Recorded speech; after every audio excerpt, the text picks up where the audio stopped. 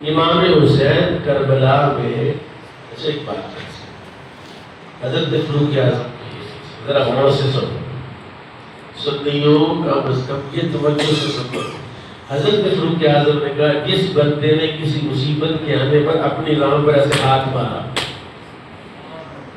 جزا کرتے ہو ایسے کر آئے مصیبت، فرمایا اللہ نے اس کے اجر کو ضائع کر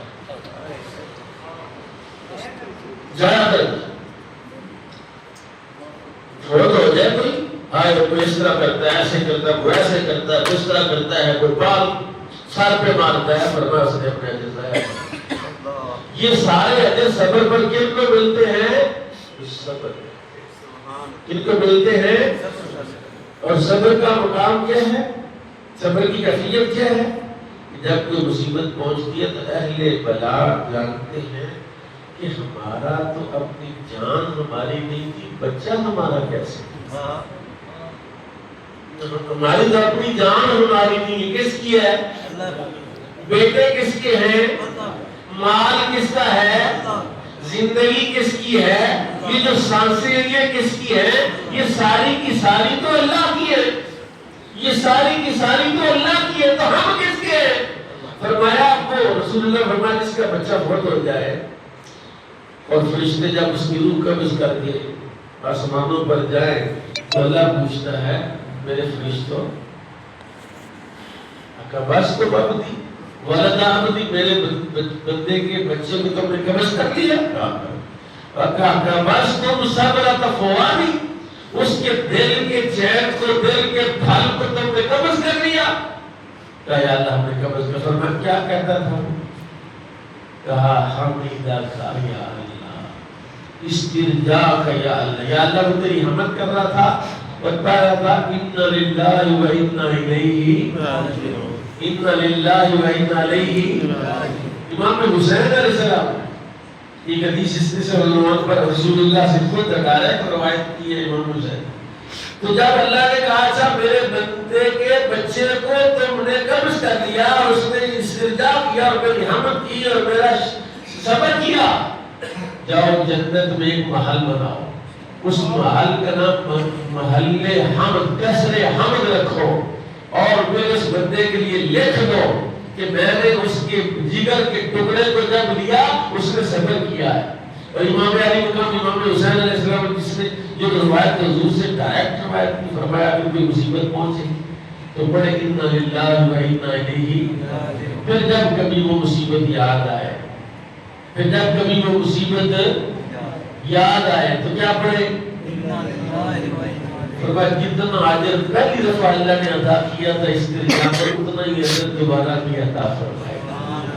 حضرت ام سلمہ ام المؤمنین جانتے ہیں آپ، کہتے ہیں کہ میرے شوہر ابو سلمہ حضور کے صحابی تھے، اکثر بارگاہ رسالت میں رہتے، جہاد کے لیے جاتے۔ ایک دن انہوں نے آ کر مجھے حضور کی یہ بات سنائی کہ حضور نے فرمایا جس کو کوئی مصیبت پہنچے اور وہ یہ پڑھے کہ اِنَّ لِلَّهِ وَإِنَّا إِلَيْهِ اللہم اجرنی فی مصیبتی ہذی، اللہم اجرنی فی مصیبتی واخلف لی خیرا منہا، یا اللہ یہ جو مصیبت ہے صرف اس کا بہتر خلیفہ عطا فرما۔ کہتے میں نے یاد کر لیا، اتفاق ایسا تو ابو سلمہ فوت ہو گیا۔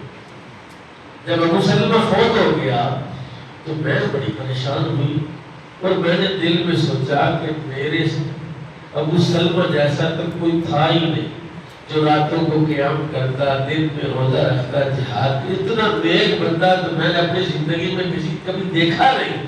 تو یہ جو رسول اللہ کی حدیث پڑھی ہے کہ اللہم اجرنی فی مصیبتی ہذی واخلف لی خیرا منہا، کہ کہا اگر یہ کوئی پڑھے گا تو اس جو نعمت چھینی گئی اس سے بہتر نعمت اللہ عطا فرمائے گا۔ کہتے میں سوچتی کہ ابو سلمہ سے بہتر کون ہوگا؟ فرمایا جب میرا نکاح رسول اللہ سے ہو گیا تو مجھے پتہ چل گیا کہ اس طرح اللہ مصیبت کے آنے پر صبر کرنے پر بہتر نعمت عطا فرماتا ہے۔ تو رسول اللہ سے بہتر کون ہے کہ مجھے رسول اللہ کی زوجیت میں جانے کا شرف مل گیا ہے۔ تو حضرت امام علی مقام نے کربلا کے میدان میں کیا کیا؟ صبر۔ کیا کیا؟ کیا کیا؟ اور جانتے تھے انما یوفی الصابرون اجرهم بغیر حساب، اللہ تعالیٰ صبر کرنے والوں کو بے حساب اجر عطا فرماتا ہے۔ اور ایک اور بات، میں نے حضرت سیدی داتا گنج جوہری کی کتاب میں سے ایک حوالہ آپ کو دیا تھا کہ آپ نے تقابل کیا ہے۔ جی آپ نے فرمایا کہ علماء کا ایک معاملے میں بحث ہو گئی کہ بھئی مصیبت والے افضل ہیں یا نعمت والے افضل ہیں، جن کے پاس نعمتیں ہیں وہ نعمتوں والے افضل ہیں یا مصیبتوں والے افضل ہیں؟ تو حضرت سردار صاحب نے پہلے دوسروں کا موقف بیان کیا، کچھ کہتے ہیں نعمتوں والے افضل ہیں، جن کو اللہ نے نعمتیں دی ہیں، انعامات سے سرفراز کیے، وہ افضل ہے، جو مصیبت میں پڑے وہ افضل نہیں ہے۔ حضرت صاحب کہتے ہیں میرا نظریہ یہ ہے کہ جو نعمت والا ہے جب نعمت ملتی ہے تو نعمت غفلت لاتی ہے۔ نعمت کیا لاتی ہے؟ اور نعمت کا ثمرہ کیا ہے؟ نعمت کا ثمرہ لائن شکرتم لازیدنکم، اگر تو میری نعمت پر میرا شکر ادا کرو گے تو میں کروں گا اور زیادہ دوں گا۔ جب ایک نعمت تھی اس پر شکر ادا کیا تو 2 ہو گئی، 2 پر شکر ادا کیا تو 4 ہو گئی، 4 پر شکر ادا کیا تو 8 ہو گئی۔ یعنی نعمتوں پر شکر آپ کرتے جائیں گے تو نعمتیں بڑھتی چلی جائیں گی۔ اور فرمایا شکر جو ہے اور یہ جو نعمت جو ہے اللہ سے غفلت کا باعث ہوتی ہے۔ بعض اوقات کہ بندہ نعمتوں میں مشغول ہو جاتا، اس کی طرف دھیان نہیں رہتا، لیکن جو مصیبت والے ہوتے ہیں تو مصیبت کا ثمرہ کیا ہے؟ جب بندے کو مصیبت ملتی ہے تو قرآن کی تعلیم کیا ہے؟ کیا پڑھنا چاہیے؟ کیا صبر کرنا چاہیے؟ مصیبت پر کیا کرتے ہیں؟ سارے بولو مصیبت پر کیا کرتے ہیں؟ کہا پھر مصیبت پر صبر کرنا چاہیے تو قرآن کہتا ہے ان اللہ مع الصابرین۔ تو جس عمل اور جس چیز کے آنے پر، مصیبت کے آنے پر اللہ کا ساتھ مل جائے تو وہ افضل ہے یا وہ جو آسائش اور سہولت ہے اس کے ملنے پر اللہ سے غفلت ہو جائے؟ علی اجمیری کہتا ہے میرا موقف یہ ہے کہ اہل بلا اہل نعمت سے افضل و اعلیٰ ہے، جو کہ یہ صبر کرتے ہیں اور اللہ انہیں اپنا قرب عطا فرماتا ہے۔ اور امام حسین علیہ السلام کا قرب کیا ہے؟ امام علی مقام امام حسین، میں نے آپ پہلے بھی یہ بات کہی، قربانی کے موقع پر بتایا تھا، آرٹیکل آیا نئی ریسرچ آئی جی کہ جناب جو گائے ذبح کرتے ہیں، قربانی ذبح کرتے ہیں، جانور ذبح کرتے ہیں، بسم اللہ اللہ اکبر، اس کو درد نہیں ہوتا۔ گائے بھینس کو ذبح کرنے پر درد یہ نہیں سر چاہیے۔ آج یہ قربانی سے پہلے باقاعدہ اس پر سائنسدانوں نے دیکھا، الٹا پتہ کیا ہوتا ہے؟ جب پہلے چھری پھیرتے ہیں بسم اللہ اللہ اللہ، اس کو سن کر دیتا ہے۔ آپ تو ٹیکا لگواتے ہیں، آپ بھی اسی والا ڈاکٹر بلاتے ہیں جی، وہ سن کرتا ہے، پھر آپ کہتے رہتے گا اللہ قدرتی طور پر اس کے جسم کو سن کر دیتا۔ پھر جب آپ اس کو کاٹ دیتے ہیں اس کا دماغ سو جاتا ہے اور گھنٹہ سویا رہتا ہے، اور وہ سوتے سوتے اس کا کام تمام کر جاتے ہیں۔ اور یہی بات میرے کریم آقا نے فرمایا اللہ کی راہ میں جب تم قربانی کے لیے پیش ہوتے ہو، جہاد کرتے ہو، تیر لگتا ہے، تلوار لگتی، نیزہ لگتا ہے، فرمایا درد اتنا بھی نہیں ہوتا کہ کتنا کانٹا چبھنے کا درد ہوتا ہے۔ وہ جو کانٹا چبھنے کا درد نہیں ہوتا تو پھر کیا ہوتا ہے؟ کیا ہوتا ہے؟ فرمایا درد تو ہوتا ہے، درد تو ہوتا ہوگا، لیکن شہید کو اللہ اپنا جلوہ عطا فرما دیتا ہے، شہید کو اللہ جنت عطا فرما دیتا ہے، شہید کو اللہ وہ ساری نعمتیں عطا فرما دیتا ہے جو دنیا میں میسر نہیں ہے، جو دنیا والوں کے پاس موجود نہیں ہے، ان کو اللہ یہ نعمتیں عطا کر دیتا ہے۔ اور جب یہ نعمتیں اس کو ملتی ہیں تو اس کا دھیان ہاتھ کے کٹنے پر، بازو کے کٹنے پر، پاؤں کے کٹنے پر دھیان ہی رہتا، دھیان تو اس کی طرف ہوتا ہے جی۔ اور پھر میں آپ کو ایک بات کہوں کہ کریم آقا امام الانبیاء صلی اللہ علیہ وسلم نے امام حسین کو قرآن سکھایا۔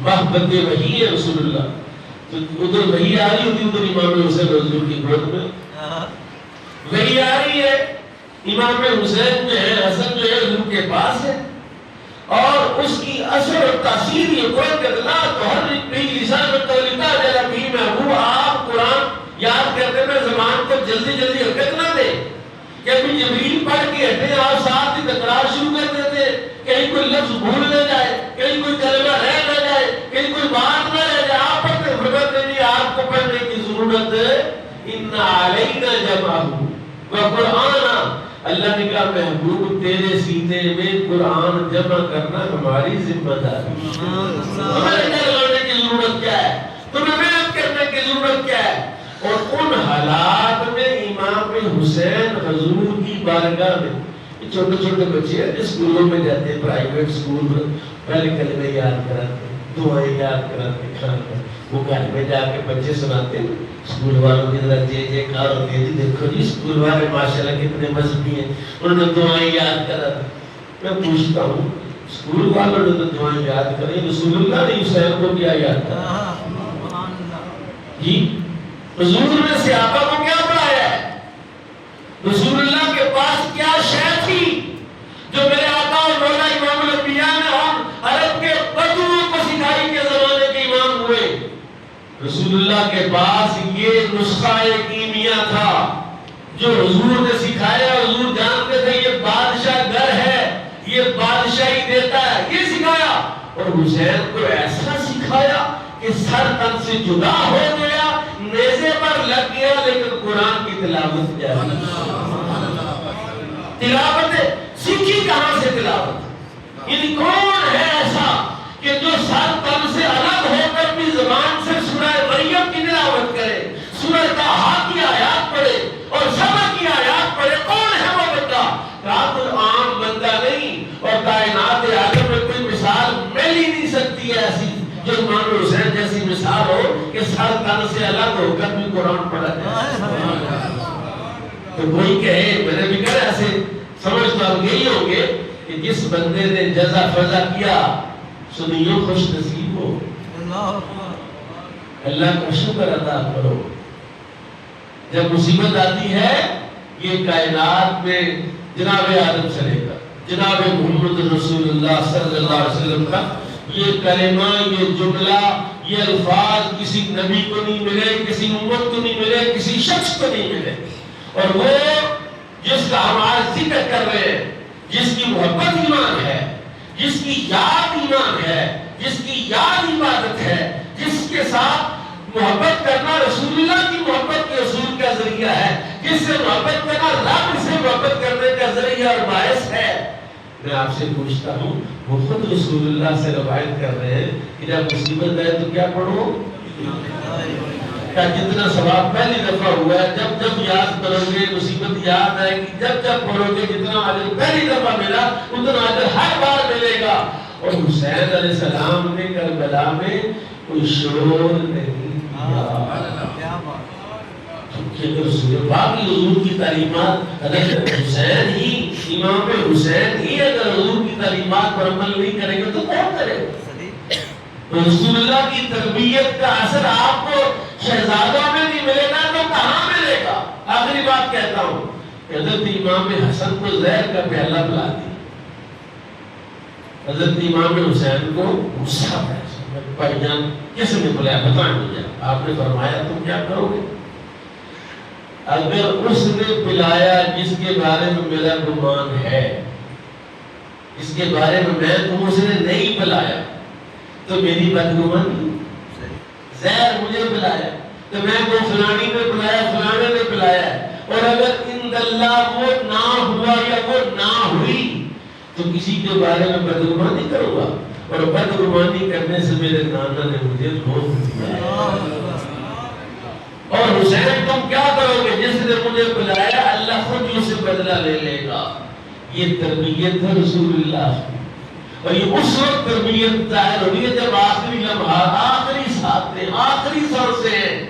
اس لیے ہم اہل سنت خوش نصیب ہے کہ امام حسین کے طریقے کو زندہ کرنے والے ہیں، رسول اللہ کی سنت کے صحیح وارث ہیں، اس طرح ہم صبر کرتے ہیں، اور اگر اس طرح صبر کرنے والا بندہ کوئی مل جائے، کائنات میں اس سے زیادہ خوش نصیب آپ کو کوئی نہیں ملے گا۔ وما علیہ الا البلاغ۔